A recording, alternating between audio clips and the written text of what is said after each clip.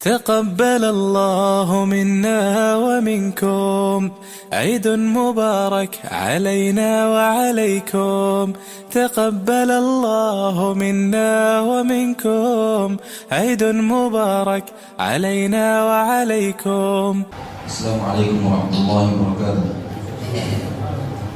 إن الحمد لله نحمده ونستعينه ونستغفره ونؤمن به ونتوكل عليه ونعوذ بالله من شرور أنفسنا ومن سيئات أعمالنا. من يهده الله فلا مضل له ومن يضلل فلا هادي له، وأشهد أن لا إله إلا الله وحده لا شريك له، وأشهد أن محمدا عبده ورسوله. أما بعد، فإن خير الحديث كتاب الله، وخير الهدي هدي محمد صلى الله عليه وسلم، وشر الأمور محدثاتها، وكل محدثة بدعة، وكل بدعة ضلالة، وكل ضلالة في النار. قال الله تبارك وتعالى في كلامه المجيد: أعوذ بالله من الشيطان الرجيم، بسم الله الرحمن الرحيم. يا أيها الذين آمنوا اتقوا الله حق تقاته ولا تموتن إلا وأنتم مسلمون. يا أيها الناس اتقوا ربكم الذي خلقكم من نفس واحدة وخلق منها زوجها وبث منهما رجالا كثيرا ونساء، واتقوا الله الذي تساءلون به والأرحام إن الله كان عليكم رقيبا. يا أيها الذين آمنوا اتقوا الله وقولوا قولا سديدا يصلح لكم أعمالكم ويغفر لكم ذنوبكم، ومن يطع الله ورسوله فقد فاز فوزا عظيما. وقال الله تعالى: ولتكملوا العدة ولتكبروا الله على ما هداكم ولعلكم تشكرون. وقال النبي صلى الله عليه وسلم: كل أمتي يدخلون الجنة إلا من أبى. قيل: ومن يأبى يا رسول الله؟ قال: من أطاعني دخل الجنة ومن عصاني فقد أبى. الحمد لله كثيرا وسبحان الله بكرة وأصيلا. الله أكبر الله أكبر، لا إله إلا الله والله أكبر، الله أكبر ولله الحمد. تمام قسم کی حمد و ثنا، کبریائی اور بڑائی اللہ وحدہ لا شریک کے لیے ہے، جو اس تمام کائنات کا تنہا اکیلا مالک ہے، حقیقی معبود ہے. تمام قسم کی عبادات صرف اسی ایک اللہ وحدہ لا شریک کے لیے ہے، جو عرش پر مستوی ہے، تمام کی دعاؤں کا سننے والا، سب کا مشکل کشا، سب کی دعاؤں کا قبول کرنے والا اللہ وحدہ لا شریک اکیلا ہی ہے، جس نے لوگوں کی رشد و ہدایت اور بھلائی کے لیے نبیوں اور رسولوں کو بھیجنا شروع کیا، اور سب سے آخر میں ہمارے نبی محمد رسول اللہ صلی اللہ علیہ وسلم کو نبی اور رسول بنا کر کے بھیجا ہے. اب آپ کے بعد کوئی نبی اور رسول آنے والا نہیں ہے، اور نبی کریم صلی اللہ علیہ وسلم ہی کی اتباع اور اطاعت ہی کے اندر دنیا کے تمام لوگوں کی دنیا اور آخرت کی کامیابی ہے. جنہوں نے طائف کے لوگوں کے پتھر کھائے لیکن ان کے حق میں خیر کی دعا کرتے ہوئے فرمایا تھا: اللہم اہدی قومی فإنہم لا یعلمون. اے اللہ میری قوم کو ہدایت دے کیونکہ یہ نہیں جانتی. الحمدللہ، اللہ رب العالمین کا فضل ہے، اللہ کا احسان ہے کہ اللہ رب العالمین نے ہمارے لیے اسلام کی عظیم نعمت کو منتخب کیا ہے، اور اس عظیم نعمت کے لیے اللہ نے ہم سب کو منتخب کیا ہے. یقیناً یہ اللہ رب العالمین کا پر فضل ہے، کیونکہ دین اسلام ہی اللہ رب العالمین کے پاس پسندیدہ دین ہے. اسلام کے علاوہ کوئی اور مذہب، کوئی اور دین اللہ کے پاس قبول نہیں ہے. اللہ نے فرمایا: ان الدین عند اللہ الاسلام. یقیناً اللہ کے پاس دین اسلام ہی ہے، اور اسلام کے علاوہ کوئی اور دین کو اختیار کرتا ہے تو اللہ نے فرما دیا: فلن يقبل من. اس سے وہ اسلام، اس سے وہ دین قبول نہیں کیا جائے گا. تو اللہ رب العالمین نے اپنے پسندیدہ دین اسلام کے لیے ہم کو منتخب کیا ہے، جس پر ہم اللہ کا جتنا بھی شکر ادا کرے کم ہے. یقیناً یہ ہم سب لوگوں کے لیے اور دنیا بھر کے تمام مسلمانوں کے لیے خوشی کا موقع ہے، کیونکہ اسلام کے اندر مسلمانوں کی دو ہی عیدیں رکھی گئی ہیں. ایک ہے عید الفطر، جو آج الحمدللہ ہم منانے جا رہے ہیں، اور دوسری ہے عید الاضحیٰ، جس کو بقر عید بھی کہا جاتا ہے۔ لہذا مسلمانوں کی یہی دو عیدیں ہیں، اور اس موقع پر رسول اکرم صلی اللہ علیہ وسلم نے ہمیں جو تعلیمات دی ہیں، رسول اکرم صلی اللہ علیہ وسلم کا جو طریقہ ہے، ہمیں اس کو سمجھنے کی ضرورت ہے اور اس کے مطابق ہمیں عمل کرنے کی ضرورت ہے۔ رسول اکرم صلی اللہ علیہ وسلم نے ہم مسلمانوں کے لیے اور تمام مسلمانوں کے لیے خوشی کا جو پیغام دیا، وہ آپ صلی اللہ علیہ وسلم نے کیا فرمایا ہے؟ للصائم فرحتان، روزے دار کے لیے دو خوشیاں ہیں، روزے دار کے لیے دو خوشیاں ہیں۔ ایک خوشی فرحت عند افطار، جب وہ افطار روزہ کرتا ہے، جب وہ روزہ افطار کرتا ہے اس وقت اس کے لیے خوشی ہوتی ہے، اور دوسری خوشی وفرحت عند لقاء ربہ، اللہ رب العالمین سے ملاقات کے وقت یقیناً روزے داروں کو خوش ہونا چاہیے۔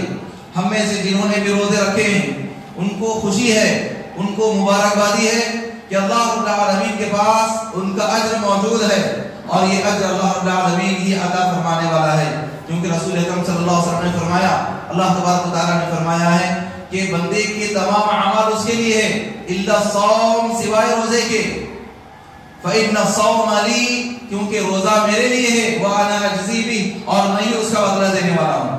تو اور فرمائیے اللہ رب العالمین نے روزے کے اجر کو بیان نہیں فرمایا، روزے کے اجر کے بارے میں کہا کہ یہ روزہ میرے لیے ہے اور میں ہی اس کا اجر دینے والا ہوں، اور رسول اکرم صلی اللہ علیہ وسلم نے فرمایا کہ اس کا اجر اللہ رب العالمین کے پاس بھی ہم کو عطا ہونے والا ہے۔ تو یقیناً ہم میں سے جو بھی روزے دار تھے، روزے رکھے تھے، اللہ رب العالمین کے پاس یہ اجر ہمارے لیے یقیناً ثابت ہوگا۔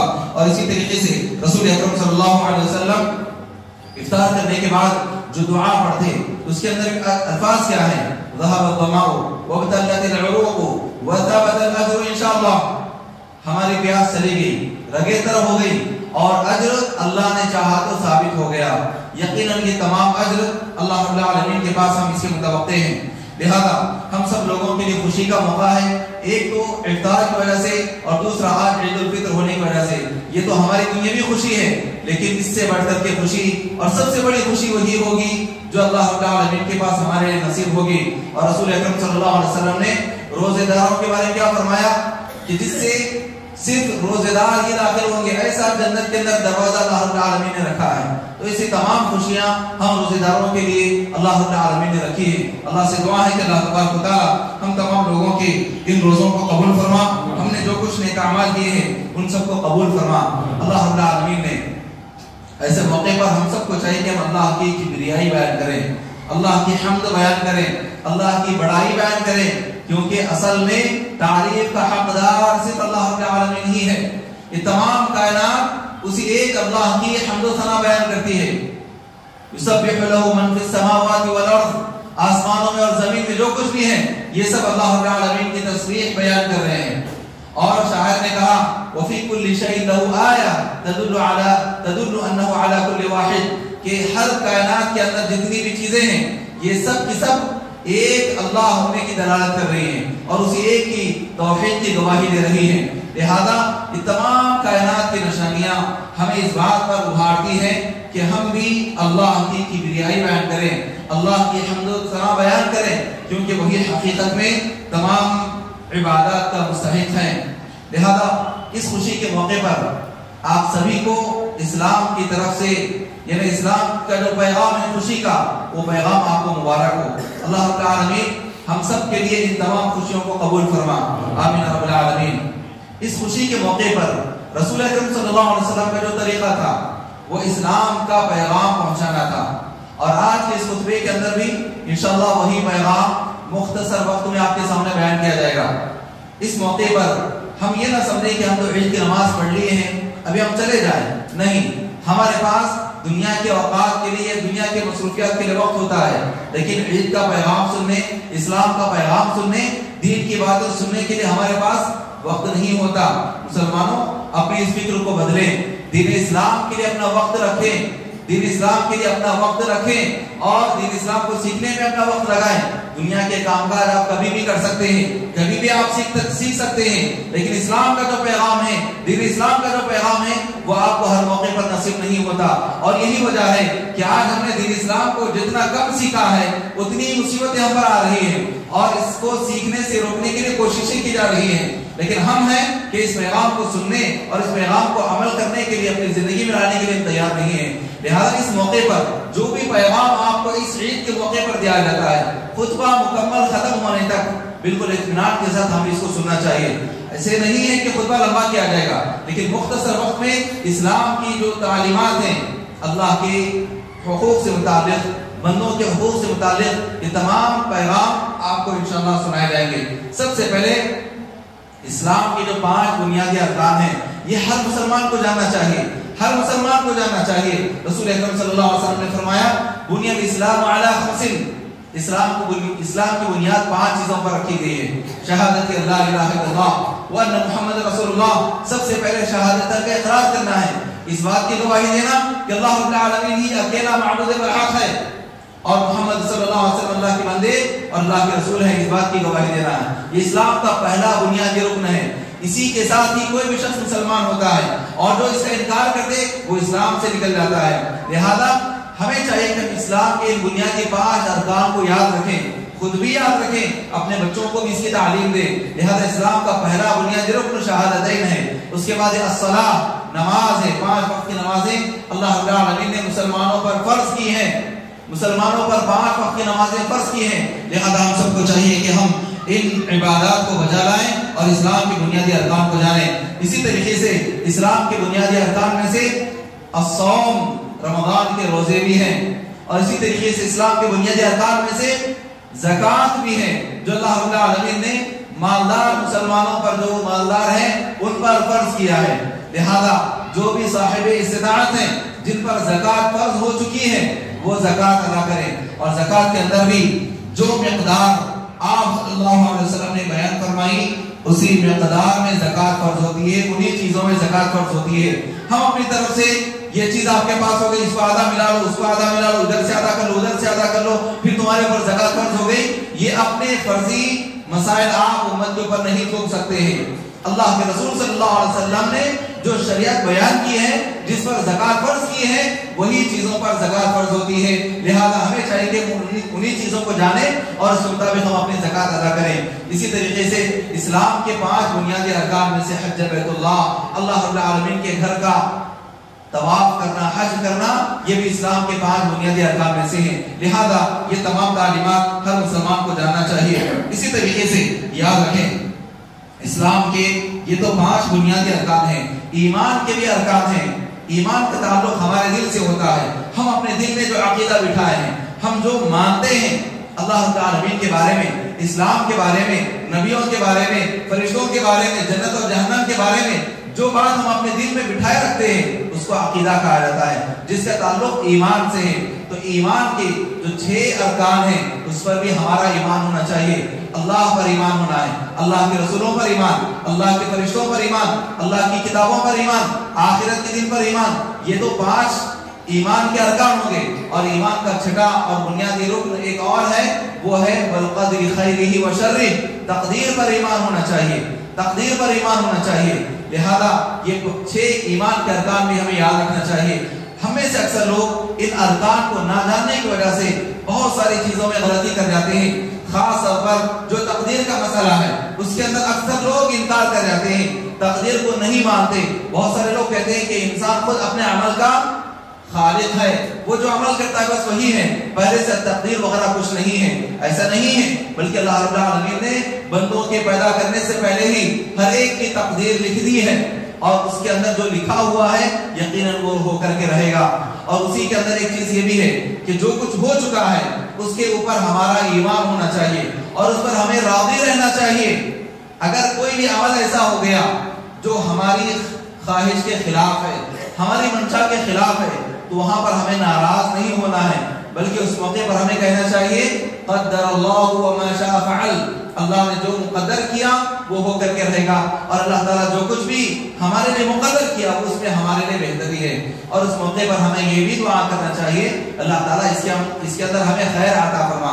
جیسے بہت سارے لوگ یہ سمجھتے ہیں کہ فلاں شخص کا انتقال ہو گیا, ابھی تو وہ نوجوان تھا, ارے اس کا انتقال ابھی کیوں ہونا تھا, اس طریقے سے سوچتے ہیں، لیکن یاد رکھ لیجئے اللہ رب العالمین نے ہر ایک کے لیے اس کی عمر لکھ دی ہے، جتنی عمر اس کے لکھی ہے وہ عمر کو پا کر کے ہی انسان انتقال کرے گا، اس کے لیے وہ بہتر تھا، اور اس کی اولاد کے لیے، اس کے رشتہ داروں کے لیے بعد میں اس کے بغیر رہنا ہی بہتر تھا جو اللہ رب العالمین نے مقدر کیا۔ اس نقطے کو اگر ہم سمجھیں گے تو یقیناً ہم اسلام کی خوبیوں کو سمجھتے ہیں۔ اکثر اور خاص طور پر ہمارے شہر کوٹلہ کے اندر یہ تعلیمات، خاص طور پر تقدیر کا انکار جو ہے عوام میں اس قدر بھرا ہوا ہے کہ والعیاذ باللہ اللہ کی بنا ہم اسلام کو ایک خاندانی حیثیت سے دیکھ رہے ہیں اور اپنی فکر کے حساب سے دیکھ رہے ہیں۔ یہ نہیں ہونا ہے۔ اسلام وہ ہے جو اللہ نے بیان کیا ہے، اسلام وہ ہے جو اللہ کے رسول صلی اللہ علیہ وسلم نے بیان کیا ہے۔ اور اسی طریقے سے اسلامی تعلیمات کے اندر آپ دیکھیں جو ازدواجی زندگی ہے، شوہر اور بیوی کے جو حقوق ہیں وہ سب اس کے اندر شامل ہیں، لیکن آپ دیکھیں اسلام کی بنیادی تعلیمات میں سے یہ ہے کہ اسلام کی جو تعلیمات ہے اس کے اندر شوہر کے لیے اجازت رکھی گئی کہ وہ ایک سے زیادہ شادی کر سکتا ہے، لیکن یہاں پر امت مسلمہ کی اکثریت میں جو ہندوستان میں رہتی ہے، یہاں کی جو خواتین ہیں ان کے اندر فکر کیا ہے، ایک سے بڑھ کر کے شادی اگر کرتے ہیں تو عجیب نگاہ سے اس کو دیکھتے ہیں، اور اگر کسی کے شوہر کا انتقال ہو گیا تو اس کو اس طریقے سے کہتے ہیں کہ والعیاذ باللہ وہ ہمیشہ زندگی بھر کے لیے بالکل بیوہ بن کر کے رہنا، کبھی کوئی خوشی اس کے لیے نہیں ہونا۔ حالانکہ جس کے شوہر کا انتقال ہو گیا ہے اس کے لیے عدت کے جو ایام ہیں وہ 4 مہینے 10 دن ہیں، یا وہ حمل سے تھی اور اس کو اولاد ہو جائے تو بس وہی اس کی عدت ختم ہو جاتی ہے، اس کے بعد وہ اچھے سے اچھا لباس بھی پہن سکتی ہے، وہ ہر خوشی منا سکتی ہے۔ لیکن آج ہمارے معاشرے کے اندر کیا بنا دیا گیا ہے، سالہ سال ہو جاتے ہیں لیکن پھر وہی نہیں، تیرے شوہر کا انتقال ہو گیا تو خوشی نہیں منانا۔ یہ کس طریقے کی تعلیمات ہیں؟ اور ہم خود یہ خواتین کے اوپر ہم خواتین یہ ظلم کرتی ہیں، یہ نہیں ہونا ہے۔ اسلام کے تعلیمات سب کے لیے ہیں۔ اس موقع پر نبی کریم صلی اللہ علیہ وسلم کی جو ازواج مطہرات تھی ان کا اسوہ دیکھیے، جب ان کی عدت ختم ہو گئی تو وہ اپنے لیے سرما منگاتی ہیں اور جو بناؤ سنگار کے سامان ہیں وہ منگاتی ہیں، اور پھر اس کو استعمال کر کے اور پھر اس کے بعد کہتی ہیں کہ مجھے تو یہ بناؤ سنگار کی چیزیں استعمال کرنے کی ضرورت نہیں ہے۔ حالانکہ ازواج مطہرات کے لیے ایک پیغام کیا ہے، نبی صلی اللہ علیہ وسلم کی وفات کے بعد کوئی بھی ان سے نکاح نہیں کر سکتا۔ لا تنکحوا ازواجہ من بعدہ ابدا، اللہ رب العالمین نے فرمایا کہ نبی کی وفات کے بعد نبی کی بیویوں میں سے کسی کے ساتھ کوئی نکاح نہیں کر سکتا۔ لیکن نبی صلی اللہ علیہ وسلم کی زوجہ محترمہ کیا فرماتی ہیں کہ مجھے نکاح کے لیے کوئی حاجت نہیں، اور اللہ نے ہمارے لیے نکاح کو ابھی روک دیا ہے، لیکن میری عدت کے ایام ختم ہو چکے ہیں، یہ عدت ختم ہونے کے بعد میرے لیے یہ زیب نہیں دیتا کہ میں اسی طریقے سے بغیر بناؤ سنگار کریں گے، بغیر خوشی کے میں رہوں، غم کے اندر رہوں۔ یہ نبی کریم صلی اللہ علیہ وسلم کی ازواج مطہرات کا طریقہ تھا۔ آج ہمارے پاس کیا ہے، ہر عید کے موقع پر جن کا انتقال ہو چکے ان کو یاد کر کے روتے ہیں۔ یاد کر کے رونا نہیں ہے بلکہ ان کے لیے مغفرت کی دعا کرنا ہے، ان کے لیے مغفرت کی دعا کرنا ہے، یہ ہونا چاہیے۔ لہذا یہ جو عمل، یہ جو فکر آج ہمارے شہر کوٹلہ کے خواتین میں کثرت سے پائی جاتی ہے، اس کو بدلنے کی ضرورت ہے۔ اور یہاں کی خواتین ہی نہیں بلکہ ہندوستان بھر کی خواتین کے اندر یہ فکر پائی جاتی ہے، ہندوستان بھر کی خواتین کے اندر یہ فکر پائی جاتی ہے۔ اپنے اس فکر کو بدلیں، اسلام کے مطابق اپنے فکر بنائیں۔ لہذا اس موقع پر یاد رکھیں کہ اسلام کے جو بنیادی ارکان ہیں ان میں سے ایمان کے بنیادی ارکان میں سے ایک تقدیر پر ایمان بھی ہے، اور اسی کے اندر یہ بھی ہے کہ اللہ نے جو کچھ ہمارے لیے بہتر تھا وہی مقدر کیا اور وہ ہمارے لیے بہتر ہے، اس پر راضی خوش رہنا چاہیے۔ اسی طریقے سے یاد رکھیں کہ اسلام کی بنیاد توحید ہے، اسلام کے اساس توحید ہے۔ توحید ہے تو ہمارے تمام اعمال قبول ہے۔ ہم نے جو کچھ روزے رکھے ہیں، ہم نے قیام کیا ہے، صدقات اور خیرات کیے ہیں، یہ سب کب قبول ہوں گے؟ جب ہمارے اندر توحید ہے۔ شرک سے بچتے ہوئے، توحید پر رہتے ہوئے یہ اعمال اگر ہم کریں گے تو اللہ کے پاس قبول ہے، اور اگر ہمارے اندر شرک ہے تو پھر ہمارا کوئی عمل اللہ کے پاس قبول نہیں ہے۔ لہذا ہمیں ہر حال میں توحید پر ثابت قدم رہنا چاہیے۔ اسی لیے نبی کریم صلی اللہ علیہ وسلم نے فرمایا من مات وهو لا يشرك بالله شيئا دخل الجنہ، جو شخص اس حال میں انتقال کرتا ہے کہ وہ اللہ کے ساتھ کسی کو شریک نہیں کرتا تھا تو وہ جنت میں داخل ہوگا۔ اللہ رب العالمین ہم سب لوگوں کو صحیح ایمان اور عقیدہ عطا فرما، ایمان پر ثابت قدمی عطا فرما۔ اسی طریقے سے یہ بھی بنیادی بات یاد رکھ لیجئے کہ اطاعت اور اتباع کے قابل صرف رسول اکرم صلی اللہ علیہ وسلم کی ذات ہے۔ آپ کی ہر بات امت کے ہر فرد پر لازم اور ضروری ہے کہ اس کو مانے اور اس کے مطابق عمل کرے۔ دنیا کی کوئی ذات، کوئی امام، کوئی ہستی ایسی نہیں ہے کہ آپ ان کی ہر بات لیں۔ جتنے بھی امام ہیں، جتنے بھی دین کے خدمت گزار ہیں، سب کی باتیں مشروط ہیں، کنڈیشنز کے ساتھ ہیں۔ وہ کنڈیشنز اگر پوری ہوتی ہیں تب ان کی بات مانی جائے گی، اور اگر وہ کنڈیشنز پوری نہ ہو، وہ شرائط پوری نہ ہو تو کسی کی بھی بات نہیں مانی جا سکتی۔ اللہ رب العالمین نے سورہ احزاب کے اندر فرمایا ہے وَمَا كَانَ لِمُؤْمِنٍ وَلَا مُؤْمِنَةٍ، کسی بھی ایمان والے مرد کے لیے اور کسی بھی ایمان والے عورت کے لیے یہ جائز نہیں ہے، یہ اختیار باقی نہیں رہتا۔ اذا قضى الله ورسوله امرا، کہ جب اللہ اور اس کے رسول کوئی فیصلہ کر دے، ان يكون لهم الخيارة من امرهم، کہ ان کے لیے اپنے بارے میں کچھ اختیار باقی رہے۔ اللہ کا فیصلہ آ گیا بس ختم، نبی صلی اللہ علیہ وسلم کا فیصلہ ہو گیا بس ختم۔ یہی ہمارے لیے لازم اور ضروری ہے، دنیا کے لوگوں کی باتیں ہمارے لیے لازم اور ضروری نہیں ہے۔ لہذا ہم سب کو چاہیے کہ ہم اس بات کو جان لیں، اطاعت کے قابل صرف پیارے نبی صلی اللہ علیہ وسلم کی ذات اور ہستی ہے۔ آپ کی سنتیں ہی ہمارے لیے اتباع کے قابل ہیں، اور دنیا کے تمام مسلمانوں کے لیے اتباع ہی کے بارے میں قیامت قبر کے اندر پوچھا جائے گا۔ لہذا اللہ کے رسول صلی اللہ علیہ وسلم نے اسی لیے فرمایا کہ جو شخص اور میری امت کا ہر شخص جنت میں داخل ہوگا سوائے اس کے جس نے انکار کیا۔ صحابہ نے پوچھا وہ کون سا بد نصیب ہے جو انکار کرتا ہے؟ تو نبی صلی اللہ علیہ وسلم نے فرمایا من اطاعنی دخل الجنہ، جو میری اطاعت کرتا ہے وہ جنت میں داخل ہوگا، اور جو میری نافرمانی کرتا ہے اس نے انکار کیا۔ اور پھر اللہ کے رسول صلی اللہ علیہ وسلم کی یہ تعلیمات جو تھی وہ قرآن کریم کی آیات کی روشنی میں تھی۔ اللہ رب العالمین نے فرمایا یا ایھا الذین آمنوا، اے وہ لوگوں جو ایمان لائے ہو، اطیعوا اللہ واطیعوا الرسول، اللہ کی اطاعت کرو اور رسول کی اطاعت کرو، ولا تبطلوا اعمالکم۔ اور اس موقع پر ہمیں یاد رکھنا چاہیے کہ اللہ کے حقوق کے ساتھ ساتھ ہمیں بندوں کے بھی حقوق ادا کرنا ہے۔ اسلام کے اندر جو احکام ہیں اس کے اندر دو طریقے کے احکام ہیں، ایک اللہ کے حقوق سے متعلق ہے اور دوسرا ہے بندوں کے حقوق سے متعلق۔ اور جو انسان اللہ کے حقوق تو پورے ادا کرتا ہے لیکن بندوں کے حقوق میں کوتاہی کرتا ہے تو وہ انسان بھی آخرت میں کامیاب نہیں ہو سکتا۔ اور ایک شخص ہے جو یہ کہتا ہے کہ حقوق العباد ہی سب کچھ ہے، اللہ کے حق کچھ بھی نہیں ہے، لوگوں کی خدمت کے لیے ہی ہم اپنے آپ کو وقف کر دیے ہیں، چیریٹی کرنا ہے، لوگوں کی خدمت کرنا ہے، رفاہ عامہ کے کام کرنا ہے، تو وہ اس کا فائدہ صرف دنیا کے حد تک مل سکتا ہے لیکن آخرت میں اس کو کوئی فائدہ نہیں ملے گا۔ اسی لیے ہمیں اس حدیث کو یاد رکھنا چاہیے جس میں رسول اکرم صلی اللہ علیہ وسلم حقوق العباد سے متعلق بیان فرماتے ہیں تدرون من المفلس، کہ تم جانتے ہو کہ مفلس کون ہے، فقیر اور قلاش کون ہے؟ صحابہ نے کہا کہ ہم تو اس کو مفلس سمجھتے ہیں من لا درہم لہ ولا دینار، جس کے پاس دینار اور درہم وغیرہ نہ ہو۔ تو نبی صلی اللہ علیہ وسلم نے فرمایا کہ نہیں، میری امت کا مفلس کون ہے؟ جو قیامت کے دن بہت ساری نیکیاں لے کر کے آئے گا لیکن وہ کسی کو گالی دیا ہوگا، کسی کو مارا ہوگا، کسی کے اوپر ظلم کیا ہوگا، کسی کا حق سلب کیا ہوگا، کسی کا حق چھین لیا ہوگا، تو پھر لوگ اس کے بارے میں کھڑے ہوتے جائیں گے اور کہتے جائیں گے اللہ تعالیٰ اس نے میرے اوپر ایسے کیا، اللہ اس نے میرا یہ حق مارا۔ اللہ رب العالمین اس کی نیکیاں لے کر کے ان لوگوں کو دیتا جائے گا یہاں تک کہ اس کی تمام نیکیاں ختم ہو جائیں گی اور اس کے پاس کوئی نیکی باقی نہیں رہے گی، یہاں تک کہ اس کے بارے میں شکایت کرنے والے لوگ کھڑے ہوتے جائیں گے اور شکایت کرتے جائیں گے۔ پھر کیا ہوگا؟ اللہ کے رسول صلی اللہ علیہ وسلم بیان فرماتے ہیں کہ ان بندوں کے گناہ لے کر کے اس کے اوپر ڈال دیے جائیں گے اور پھر اس کے گناہ اس قدر زیادہ ہو جائیں گے کہ وہ جہنم میں داخل کر دیا جائے گا۔ لہذا حقوق العباد، بندوں کے حقوق یہ بڑے اہم ہیں، اس کا بھی ہمیں خیال رکھنا ہے، اللہ کے حقوق کا بھی خیال رکھنا ہے۔ اللہ کا حق کیا ہے؟ توحید کو اپنانا، شرک سے بچنا، عبادت کی تمام قسم اللہ کے لیے بجا لانا، یہ اللہ کا حق ہے، اور اللہ کی ہر بات کو ماننا یہ اللہ کا حق ہے۔ اور پھر بندوں کی جو حقوق ہیں وہ بھی ہمیں ادا کرنا چاہیے۔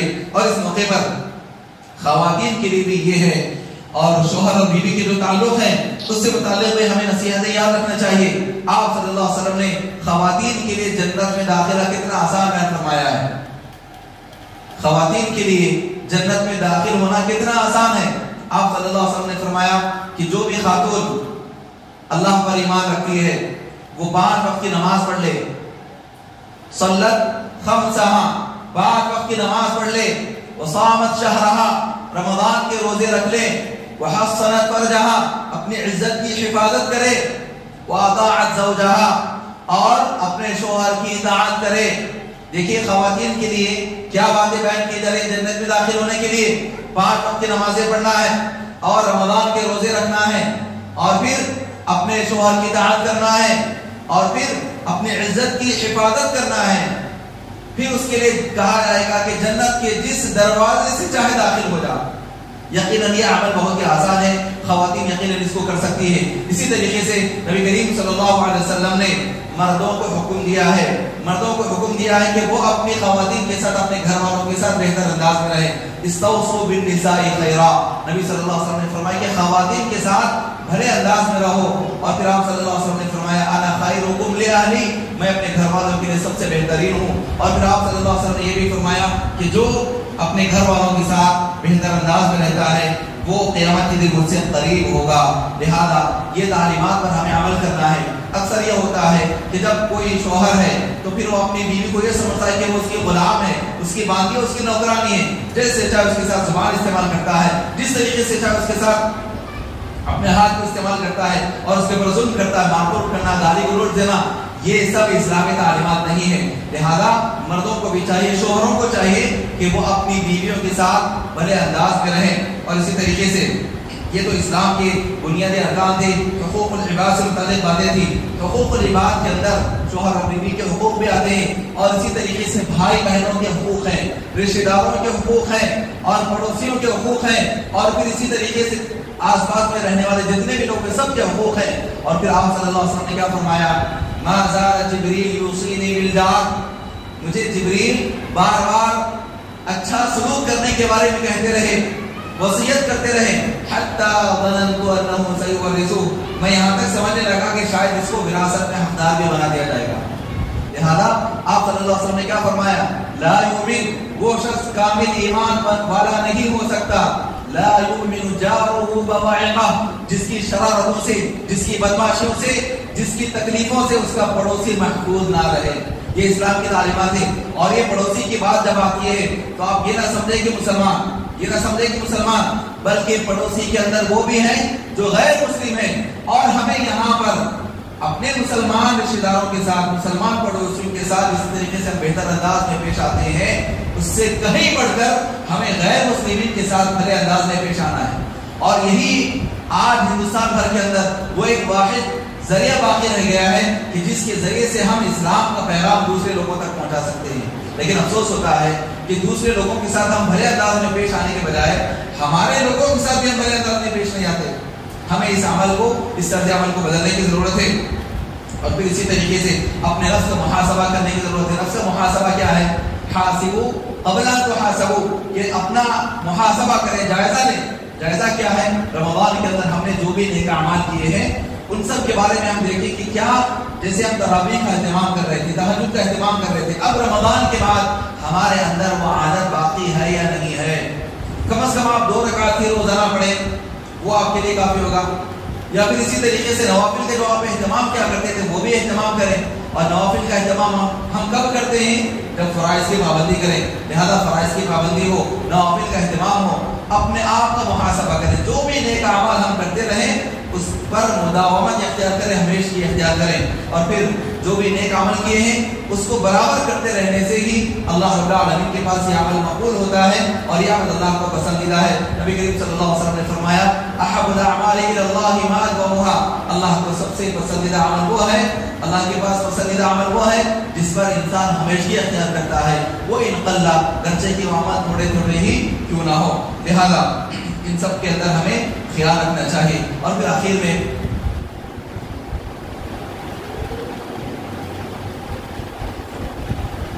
जैसा कि पहले ही कहा गया कि जो बुनियादी बातें हैं वही आपको बयान की जाएंगी, इसका ख्याल रखें। और फिर आप सल्लल्लाहु अलैहि वसल्लम ने शव्वाल के रोज़ों के बारे में क्या फरमाया है कि जो शख्स रमज़ान के रोज़े रखता है फिर उसके बाद शव्वाल के 6 रोज़े रखता है, काना का सियाम दहर कुल्ली, वो पूरे साल भर के रोज़े रखने के बराबर उसको सवाब अदा किया जाता है। لہذا رمضان کا جو پیغام ہے اس پیغام کو ہم یاد رکھیں، اور جو غریبوں کے حقوق ہیں ہم اس کا خیال رکھیں، اور جب ہم رشتہ داروں کے حقوق ادا کرتے ہیں تو اس کے اندر خاص طور پر اپنے جو قریبی ہیں ان کا خیال رکھنا چاہیے۔ اور پھر آخر میں جو بھی زندہ ہیں ان کے لیے بھی ہم دعا کریں، دنیا بھر کے جتنے بھی مسلمان ہیں سب کے لیے ہم دعا کریں۔ اللہ تعالیٰ سے دعا ہے کہ اللہ تبارک و تعالیٰ ہم تمام لوگوں کے نیک اعمال کو قبول فرما۔ اللہ تبارک و تعالیٰ ہم میں سے جو بیمار ہیں سب کو شفاء کاملہ صحت عاجلہ عطا فرما، ایمان و ہدایت اور ثابت قدمی عطا فرما۔ اللہ تبارک و تعالیٰ اس شہر میں امن و امان قائم فرما، اس ملک میں امن و امان قائم فرما۔ اللہ تبارک و تعالیٰ مسلمان جہاں پر بھی پریشان حال ہیں سب کی مدد فرما۔ اللہ تبارک و تعالیٰ جن کا انتقال ہو چکا ہے اپنے فضل و کرم سے سب کی مغفرت فرما دے، سب کو جنت الفردوس میں جگہ نصیب فرما۔ اللہ تبارک و تعالیٰ جب تک ہم اس دنیا میں رکھ، ایمان اور اسلام کی حالت میں زندہ رکھ، اور جب ہمارا خاتمہ فرما تو ایمان اسلام کی حالت میں خاتمہ فرما۔ آمین۔ بارک اللہ لی ولکم ولسائر المسلمین من کل ذنب فاستغفروہ انہ هو الغفور الرحیم۔ تقبل اللہ منا ومنکم۔ آپ تمام کو عید مبارک۔ السلام علیکم ورحمۃ اللہ وبرکاتہ۔